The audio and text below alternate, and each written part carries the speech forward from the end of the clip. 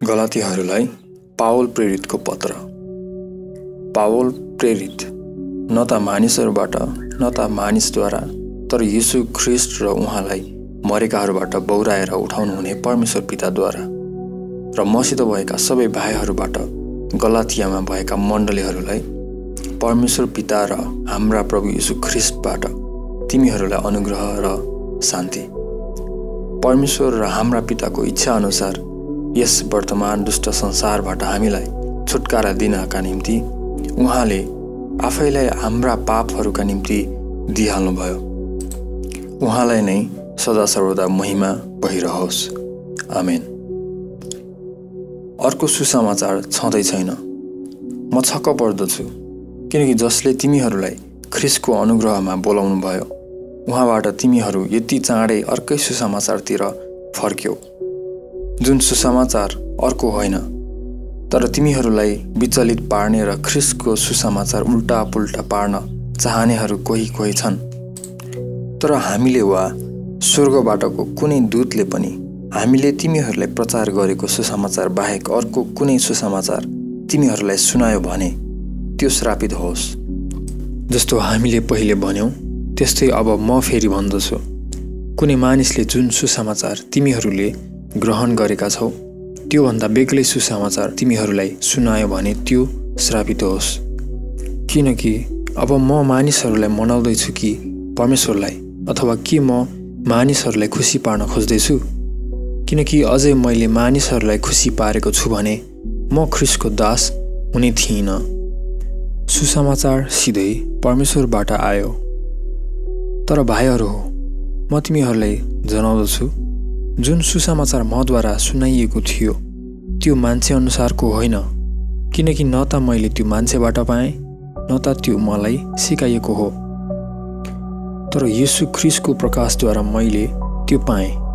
किनभने बितेको समयमा यहुदी धर्ममा हुँदा मेरो चालचलन कस्तो थियो सो तिमीहरूले सुनेका छौ।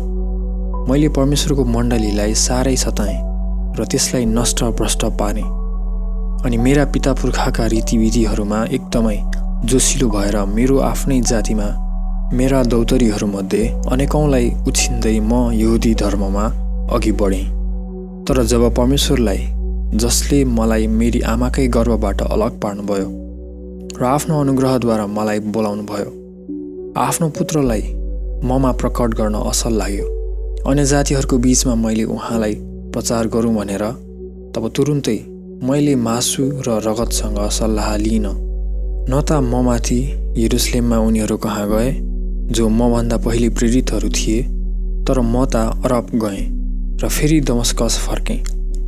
तब 3 वर्षपछि म पत्रुससँग भेट गर्नलाई माथि यरुशलेम गएँ अनि उनीसँग 15 दिनसम्म बसेँ। तर प्रभुका भाइ याकुबलाई बाहेक प्रेरितहरूमध्ये अरू कसैलाई मैले भेटिनँ। अब हेर, जे कुराहरू म तिमीहरूलाई लेख्छु परमेश्वरका सामु म झुट बोल्दिनँ। त्यसपछि म सिरिया र सिलिसियाका इलाकाहरूमा आएँ, अनि ख्रीष्टमा भएका यहुदियाका मण्डलीहरूले मेरो मुख देखेका थिएनन्, तर जसले बितेका समयमा हामीलाई सताएका थिए उनीले अहिले आफूले अघि नष्ट पारेका विश्वासलाई प्रचार गर्दा रहेछन् भने उनीहरूले सुनेका मात्र थिए, अनि ममा उनीहरूले परमेश्वरको महिमा गरे। प्रेरित अध्याय 2। प्रेरितहरूद्वारा पावललाई मान्यता।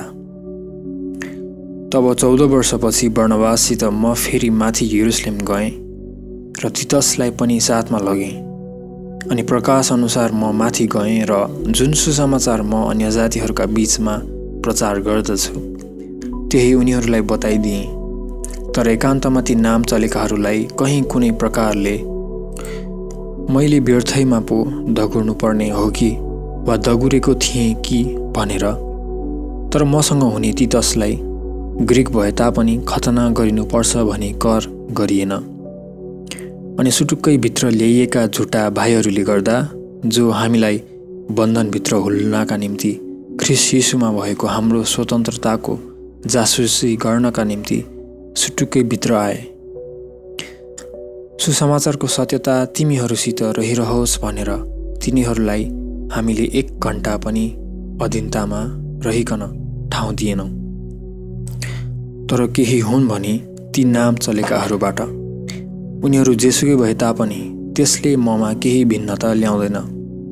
परमेश्वरले मुख हेरेर मानिसलाई ग्रहण गर्नुहुन्न, किनकि ती नाम चलेकाहरूले मलाई केही थप कुरा दिएनन्, तर उल्टा खतना हुनेहरूका निम्ति जसरी सुसमाचार पत्रुसलाई सुम्पिएको थियो त्यसरी नै खतना नहुनेहरूका निम्ति सुसमाचार मलाई सुम्पिएको छ भन्ने कुरा जब उनीहरूले देखे।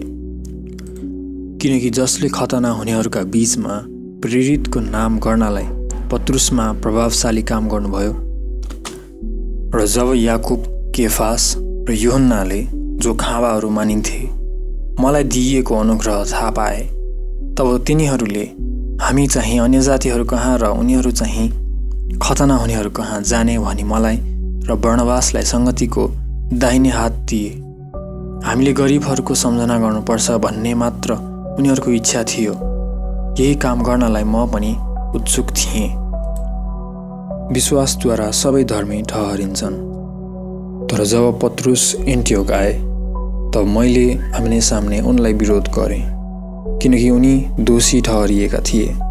किनकि याकुब कहाँबाट कति मानिसहरू आउनुभन्दा पहिले उनी अन्य जातिहरूसँग खान्थे। तर जब तिनीहरू आए तब ती खतना हुनेहरूसँग डराए। उनी पछि हटे र आफूलाई अलग पारे, अनि उनका साथमा अरू यहुदीहरूले पनि कपट गरे, यहाँसम्म कि बर्नबास पनि उनीहरूको कपटद्वारा भड्काइए।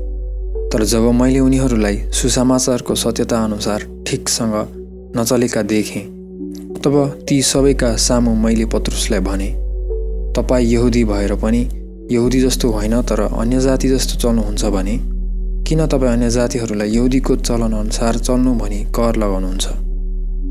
हामी जन्मेका यहुदीहरू हौँ र अन्य जातिहरूबाटका पापी होइनौँ, तर मानिस व्यवस्थाका कामहरूद्वारा धर्मी ठहरिँदैन, तर येशू ख्रीष्टको विश्वासद्वारा मात्र धर्मी ठहरिन्छ भन्ने जानेर हामी आफैले पनि व्यवस्थाका कामहरूद्वारा होइन तर ख्रीष्टको विश्वासद्वारा धर्मी ठहरियौँ भनेर येशू ख्रीष्टमाथि विश्वास गर्यौँ। किनकि व्यवस्थाका कामहरूद्वारा कुनै पनि प्राणी धर्मी ठहरिने छैन, तर ख्रीष्टद्वारा धर्मी ठहरिन खोज्दा खोज्दै हामी आफै पनि पापी फेला पर्यौँ भने तब के ख्रीष्ट पापका सेवक हुनुहुन्छ त? कदापि होइन। किनकि जुन कुराहरू मैले भत्काइदिएँ तिनलाई फेरि बनाउँछु भने म आफैलाई अपराधी तुल्याउँछु। किनकि परमेश्वरका निम्ति बाँचौँ भनेर म व्यवस्थाका निम्ति मरेको छु। म ख्रीष्टसित क्रुसमा टाँगिएको छु, तरै पनि म जिउँछु। त्यसो भए पनि म त होइन तर ख्रीष्ट मभित्र जिउनुहुन्छ। अनि जुन जीवन म अहिले शरीरमा जिउँछु त्यो म परमेश्वरको पुत्रको विश्वासद्वारा जिउँछु, जसले मलाई प्रेम गर्नुभयो र आफैलाई मेरा निम्ति दिइहाल्नुभयो। परमेश्वरको अनुग्रहलाई म व्यर्थको तुल्याउँदिन, किनकि व्यवस्थाद्वारा धार्मिकता आउँदो हो त ख्रीष्ट व्यर्थमा मर्नुभयो। गलाती अध्याय 3। विश्वासद्वारा पवित्र आत्मा प्राप्त गरिन्छ। हे बुद्धिहीन गलातीहरू हो, सत्यता पालन नगर्नु भनेर कसले तिमीहरूलाई मोहमा पार्यो? तिमीहरूको बीचमा त तिमीहरूका आँखाहरूकै सामु येशू ख्रीष्ट क्रुसमा टागिनु भएको सफासँग देखाइनु भएको थियो। तिमीहरूबाट म यो मात्र जान्न चाहन्छु, तिमीहरूले आत्मालाई व्यवस्थाका कामहरूद्वारा पायौ कि विश्वासको सुनाइद्वारा? के तिमीहरू यति बुद्धिहीन छौ? आत्मामा सुरु गरेर के तिमीहरू अब शरीरमा सिद्ध्याउँछौ? के तिमीहरूले यति धेरै दुःख व्यर्थमै खोप्यौ त? हो भने साँच्चै व्यर्थमै खोप्यौ।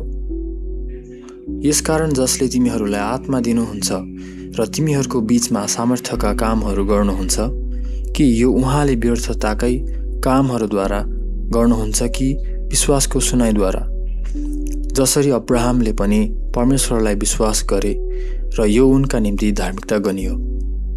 यसकारण तिमीहरूले यो कुरा जान, जो विश्वासबाटका हुन् यिनीहरू नै अब्राहमका सन्तान हुन्। अनि परमेश्वरले अन्य जातिहरूलाई विश्वासद्वारा धर्मी ठहराउनुहुन्छ भन्ने कुरा अघिबाटै जानेर पवित्र शास्त्रले पहिले नै अब्राहमलाई तिमीमा सबै जातिहरू आशिषित हुनेछन् भन्ने सुसमाचार सुनायो। यसकारण जो विश्वासबाटका हुन् यिनीहरू चाहिँ विश्वासी अब्राहमसँगै आशिषित हुन्छन्। व्यवस्थाको बन्धनमा रहनेहरू श्रापित छन्, किनकि जतिजना व्यवस्थाका कामहरूबाटका हुन् तिनीहरू श्रापमणि छन्। किनकि लेखिएको छ, व्यवस्थाको पुस्तकमा लेखिएका सबै कुराहरूमा तिनलाई पालन गर्नलाई लागि नरहने हरेक जन श्रापित होस्। तर परमेश्वरको दृष्टिमा व्यवस्थाद्वारा कोही पनि धर्मी ठहरिँदैन, यो कुरा स्पष्ट छ। किनभने धर्मी जन विश्वासद्वारा जिउनेछ।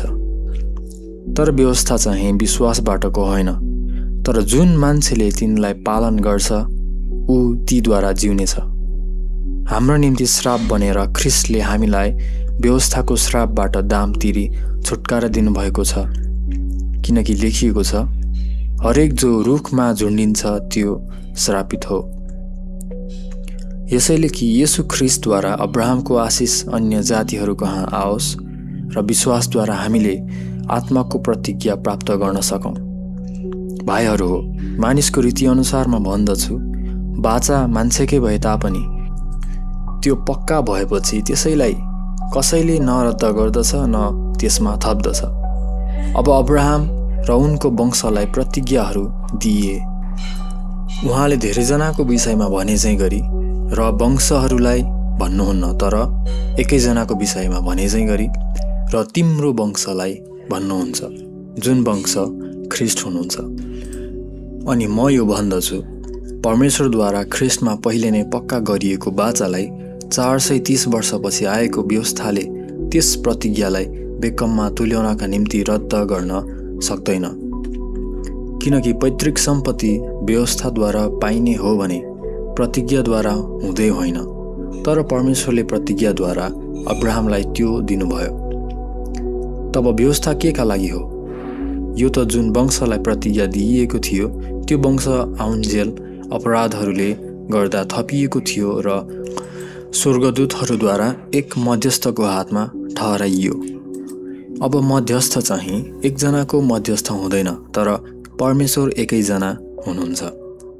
तब के व्यवस्था परमेश्वरका प्रतिज्ञाहरूको विरोधमा छ त? कदापि छैन।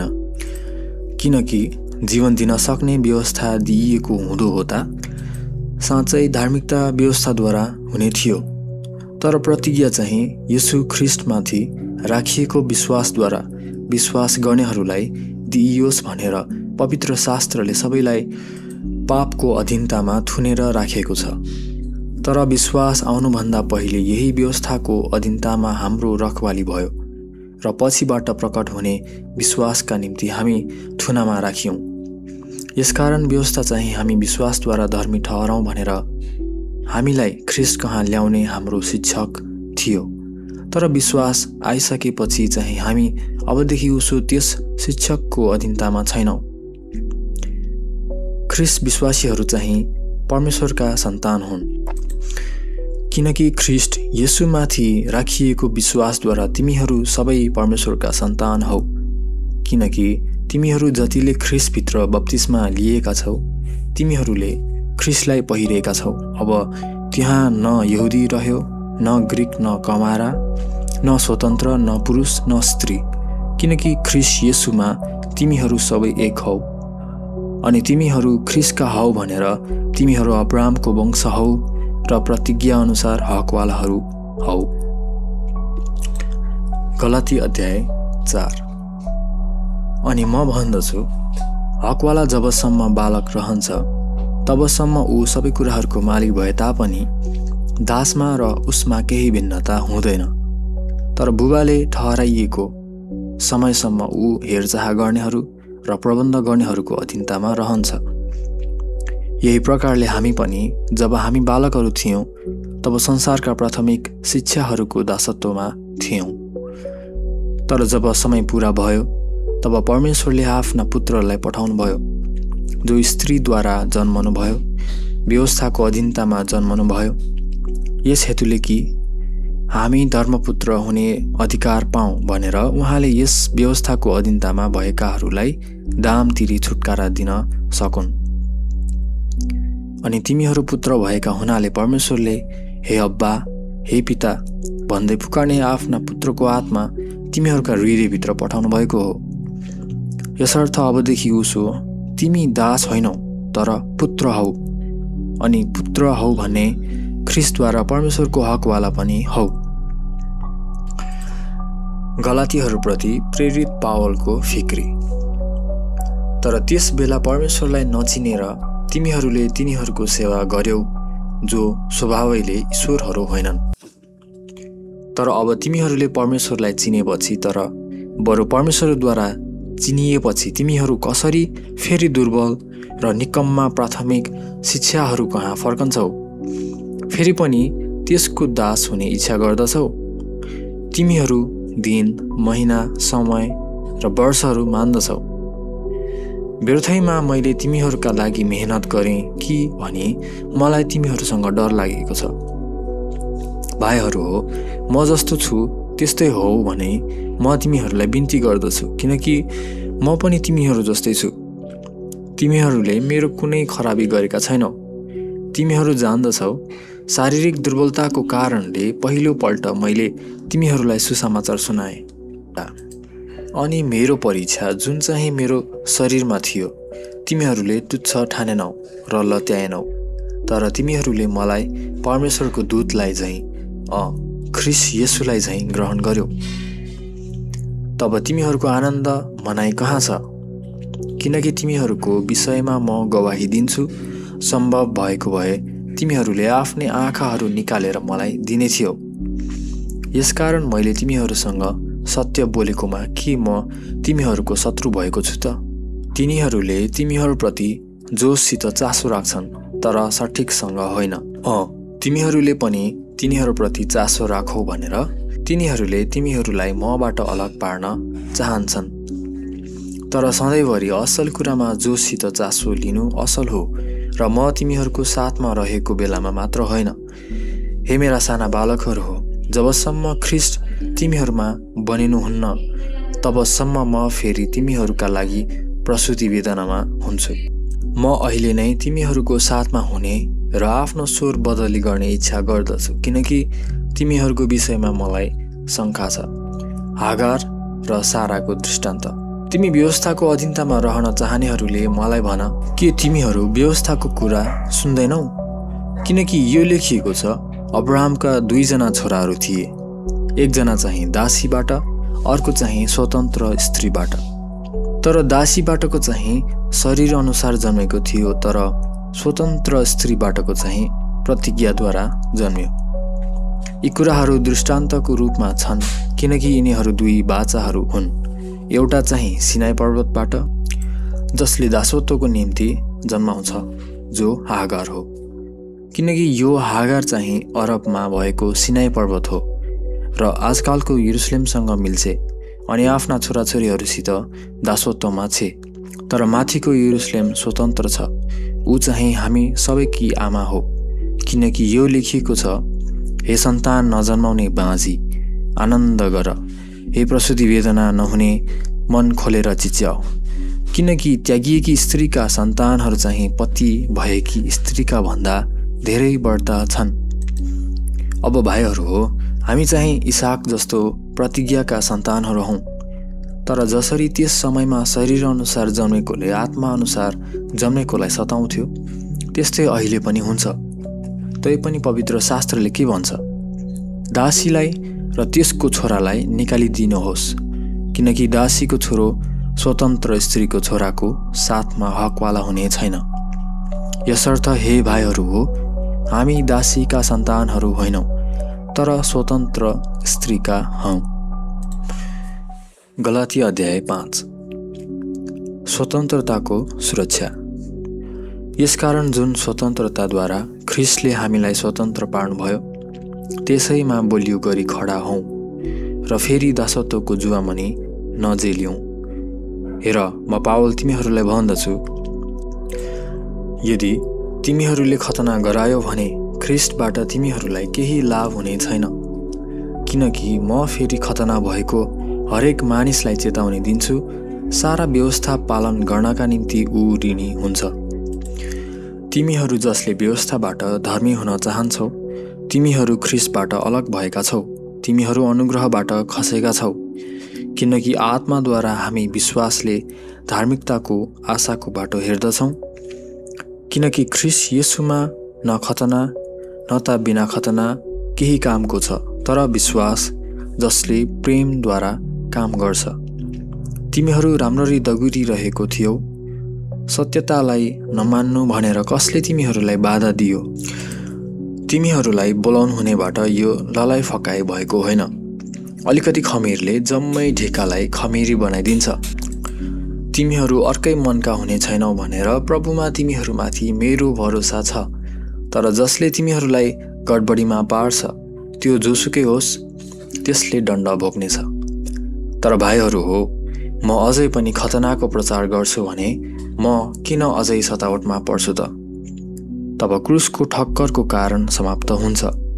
तिमीहरूलाई गडबडीमा पार्नेहरू त बरु काटिएका भए हुने थियो। किनभने भाइहरू हो, स्वतन्त्रताका निम्ति तिमीहरू बोलाइएका छौ। तर यति होस्, यो स्वतन्त्रता शरीरका लागि मौका नबनोस्, तर प्रेमद्वारा एक अर्काको सेवा गर। किनकि सारा व्यवस्था एउटै वचनमा अर्थात् तिमीले आफ्नो छिमेकीलाई आफैलाई झैँ प्रेम गर भन्ने कुरामा पुरा हुन्छ। तर यदि तिमीहरू एक अर्कालाई टोक्छौ र निल्छौ भने होसियार, नत्र त तिमीहरू एक अर्काद्वारा नष्ट होलाउ। तर म यो भन्दछु, आत्मामा हिँड र तिमीहरूले शरीरको अभिलाषा कुनै रीतिले पुरा गर्ने छैनौ। शरीरका कामहरू र आत्माको फल। किनकि शरीरले आत्माको विरोधमा अभिलाषा गर्दछ र आत्माले शरीरको विरोधमा। अनि तिमीहरू जे इच्छा गर्दछौ ती कुराहरू गर्न नसक भनेर यिनीहरू एक अर्काको विरोधमा छन्। तर तिमीहरू आत्माद्वारा डोर्याइँदछौ भने तिमीहरू व्यवस्थाको अधीनतामा छैनौ। अब शरीरका कामहरू प्रकट छन्। ती यी हुन्: परस्त्रीगमन, व्यभिचार, अशुद्धता, कामुकता, मूर्तिपूजा, टुनामुना, शत्रुता, झगडा, डाहा, क्रोध, विरोध, फुट, दलबन्दी, द्वेष, हत्या, मतवालापन, मोज मज्जा र यही प्रकारका कुराहरू, जुन कुराहरूको विषयमा म तिमीहरूलाई पहिल्यै भन्दछु, जसरी मैले अघि नै भनिसकेको पनि छु। यस्ता यस्ता काम गर्नेहरू परमेश्वरको राज्यका हकवाला हुने छैनन्। तर आत्माको फल हो प्रेम, आनन्द, मेलमिलाप, सहनशीलता, कृपा, भलाइ, विश्वास, नम्रता, संयम। यस्ता कुराहरूको विरोधमा कुनै व्यवस्था नै छैन। अनि जो ख्रीष्टका हुन् उनीहरूले शरीरलाई वासना र लालसाहरू झैँ क्रुसमा टाँगेका छन्। यदि हामी आत्मामा जिउँछौँ भने हामी आत्मामै हिँडौँ पनि। एक अर्कासित जोरी खोज्दै, एक अर्काप्रति द्वेष राख्दै हामी खोक्रो प्रशंसाको अभिलाषा नबनाऊ। गलाती अध्याय 6। सबैलाई भलाइ गरौँ। भाइहरू हो, कोही मानिस कुनै अपराधमा पक्राउ पर्यो भने तिमी आत्मिकहरूले त्यस्तोलाई नम्रताको आत्माले उठाऊ र कहीँ तिमी आफै पनि परीक्षामा पर्छौ कि भनेर आफूलाई विचार गर। तिमीहरूले एकअर्काका भारहरू उठाइदेऊ र यसरी नै ख्रीष्टको व्यवस्था पुरा गर। किनकि यदि कसैले आफू केही नभए तापनि केही हुँ भन्ने सम्झन्छ भने त्यसले आफैलाई धोका दिन्छ। तर हरेकले आफ्नै काम जाँचोस् र तब उसले आफ्नै विषयमा मात्र गर्व गर्ने अवसर पाउनेछ, अर्काको विषयमा होइन। किनकि हरेकले आफ्नै भारी बोक्नेछ। जसले वचनको शिक्षा पाउँछ उसले सिकाउनेलाई सबै असल कुराहरूमा भागी बनाओस्। धोकामा नपर, परमेश्वर ठट्टामा उडाइनुहुन्न। किनकि मानिसले जे छर्छ त्यसैको कटनी पनि गर्दछ। किनकि जसले आफ्नै शरीरका निम्ति छर्छ त्यसले शरीरबाट विनाशको कटनी गर्नेछ। तर जसले आत्माका निम्ति छर्छ उसले आत्माबाट अनन्त जीवनको कटनी गर्नेछ। अनि हामी भलाइ गर्न नथाकौँ, किनकि हरेस खाएनौँ भने हामी ठिक समयमा कटनी गर्नेछौँ। यसकारण हामीसँग मौका हुँदा नै सबैका लागि भलाइको काम गरौँ विशेष गरेर विश्वासका घरानाहरूका लागि गरौँ। हेर, मैले आफ्नै हातले कति ठुला ठुला अक्षरहरूमा तिमीहरूलाई लेखेको छु। जतिजनाले शरीरमा सुन्दर रूप देखाउनका निम्ति चाहन्छन् तिनीहरूले ख्रिस्टको क्रुसका निम्ति सतावटमा पर्नु नपरोस् भनेर मात्र तिमीहरूलाई खतना गराउनका लागि कर लाउँछन्। किनकि ती खतना भएकाहरू आफैले पनि व्यवस्थाको पालन गर्ने त होइनन्, तर तिमीहरूको शरीरको विषयमा घमण्ड गर्न पाउन् भनेर तिनीहरूले तिमीहरूलाई चाहिँ खतना गराउन चाहन्छन्। तर हाम्रा प्रभु येशू ख्रिस्टको क्रुसमा बाहेक अरू कुनै कुरामा म गर्व गर्दैन, जसद्वारा संसार मेरा निम्ति र म चाहिँ संसारका निम्ति क्रुसमा टाँगिएको छु। किनकि ख्रिस्ट येशूमा न खतना न त बिना खतना केही कामको छ, तर नयाँ सृष्टि। अनि जतिजना यस नियमअनुसार हिँड्छन् उनीहरूमाथि र परमेश्वरको इजरायलमाथि शान्ति र कृपा रहिरहन्। अबदेखि उसो कसैले मलाई दुःख नदेओस्, किनकि म मेरो शरीरमा प्रभु येशूका दागहरू लिएर हिँड्छु। भाइहरू हो, हाम्रा प्रभु येशू ख्रिस्टको अनुग्रह तिमीहरूको आत्माको साथमा रहोस्। आमेन।